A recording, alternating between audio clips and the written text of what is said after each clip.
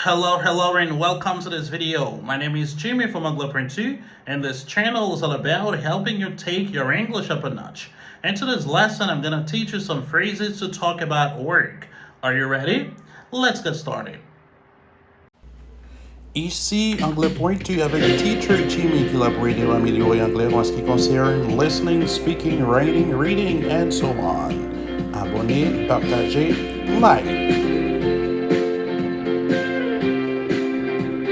Well, Jean que nous sommes dans l'introduction leçon 1, nous prenons certaines phrases et expressions que vous êtes capable d'utiliser le ou dans travail. OK? Donc, si toutefois vous gagnez un travail, bon Dieu béni, vous gagnez un travail, eh bien, il est important pour vous-même pour qu'on ait expression anglaise et utiliser dans l'espace de travail.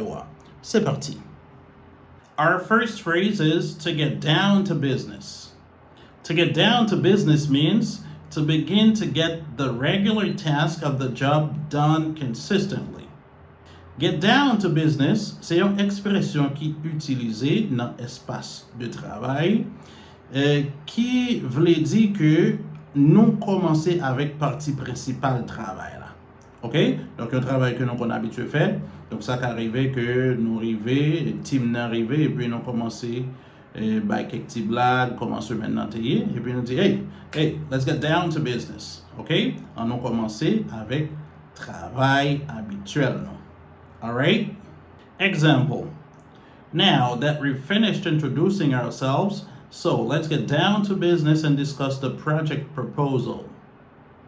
Pull one's weight. It is to do your part of a job or a task well. Pull one's weight, c'est une expression également qui est utilisée, qui concerne le travail également. L'utiliser, c'est pour parler de le chaque monde fait travailler avec équité. Donc, pas quelqu'un qui travaille plus que l'autre, tout le monde fait travailler comme ça doit. OK? Pull one's weight. Example. If everyone on the team pulls their weight, we can finish the project on time. Go the extra mile. It is to do extra work beyond what is normally expected of you. Go the extra mile, c'est une expression anglaise qui veut dire que yon moun li travaille plus que gens te qu'on habitué travail. Li travaille plus que ça moun te espéré que li t'a bail. OK? Donc moun sa li vraiment mette toute force, li mette tout courage li et si moun sa te qu'on travaille 8 heures par jour, mon ça peut-être travaille 10 heures par jour à cause que les gars bagay pour le remettre et puis les travaille plus que gens qu'on habitué travail. Okay, that person goes the extra mile. All right? Example. The team went an extra mile to complete the task because there was no margin for errors.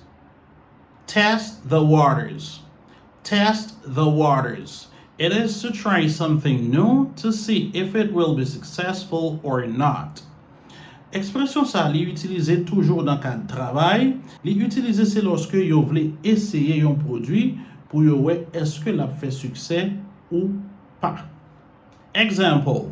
Before launching the new product line, the company decided to test the waters with smaller regional release. Selling like hotcakes. It is when a lot of customers are buying a product fast.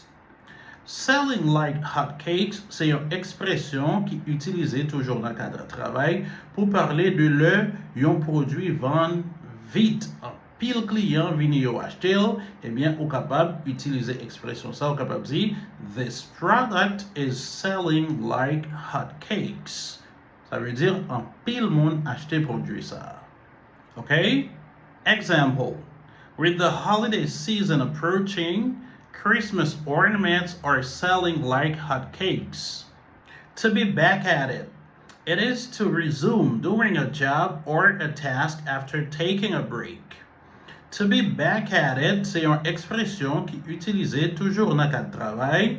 C'est le yon moun tap travail et puis moun a décidé de prendre une pause. Et après pause là, moun nan li retourne travail. Donc, le monde a dit, retourner travail après une pause, eh bien, il est capable d'utiliser l'expression ça qui c'est to be back at it.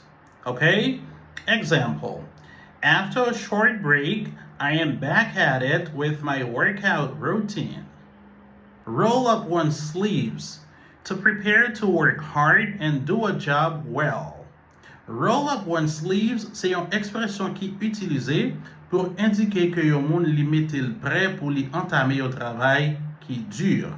Là, nous parlons de roll up one's sleeves, nous voulons parler de ça par exemple. Ça c'est sleeve chemise, ça signifie manche, ok? When you roll up your sleeve, you're doing it like that, ok? Donc c'est comme ça. OK, I'm rolling up my sleeves. Donc, là, yon moun pral commencer avec un travail qui dure, moun nan souvent fait juste ça. Ça veut dire travail là dur. Soit le bras lever en charge qui lourd, et puis moun nan fait ça. OK? He's rolling up his sleeves. Alright? Example. Let's roll up our sleeves and tackle the new project. To keep one's nose to the grindstone. It is to work hard all the time, to consistently get work done and to not take many breaks. Expression ça li utilisée c'est lorsque yon moun li travaille en pile, il travaille dur. Moun sa pas tellement prend pause, li pas tellement prend break parce que li focus sur travail li. Okay? That person is keeping his or her nose to the grindstone. Example. After years of keeping her nose to the grindstone, she finally achieved her goal of becoming a doctor. To pull one's socks. To begin working harder after not being a good worker or after being lazy. Expression ça li utilisée, c'est lorsque yon moun commence travail bien, moun sa commence travail dur, moun sa commence travail très bien. Tout simplement parce que moun sa auparavant li pat yon bon travailleur, li pat kon travail bien, li pat kon travail dur. Moun sa te yon ti jan paresseux. Eh bien, une fois que moun sa commencé reprendre, moun sa commencé travail normalement, eh bien, nous capable d'utiliser expression ça pour moun sa. Okay? Example. If you want to pass the class, you need to pull your socks up and study harder. To work out the kinks or to iron out the kinks. It is to solve small problems or to relearn certain things in order to do a job or a task well. Expression ça qui c'est to iron out the kinks or to work out the kinks, c'est une expression qui est utilisée pour parler de essayer de résoudre des petits problèmes. Une manière pour capable et bien faire un travail bien. Par exemple, si vous travail que vous fait et il y a quelques petits problèmes qui te empêchent de faire travail ou bien, eh bien, ou essayer de travailler sur problème ça yo, une manière pour capable et bien porter de bons résultats dans travail. Vous capable d'utiliser l'expression ça qui c'est to iron out the kinks or to work out the kinks. Okay? Example. There are still a few problems to be fixed. You need to work out the kinks. There are still a few problems to be fixed. You need to iron out the kinks. To be back in the swing of things. It is to get used to something after taking a break, to return to a routine. Expression ça li utilisée, c'est lorsque yon moun tap fait une activité, mais moun sa li décide prendre pause. Soit moun sa li aller en vacances, ou bien moun sa al fait quelques mois l'autre côté, ou bien moun sa li décide changer travail, mais après pause ça, moun sa décide retourner dans même travail ça encore. Donc moun sa li a essayé pour li reprendre, pour li réhabituer avec tout ça que li te kon fait. Okay? To be back in the swing of things. Example. I've been on vacations, but I should be back in the swing of things in a few days. To make headway. It is to make progress on a job or a task. To make headway, c'est une expression qui est utilisée pour parler de là où on fait progrès dans un travail que l'a fait. Okay? Example. They've recently made some headway in their search for a cure. Learning curve.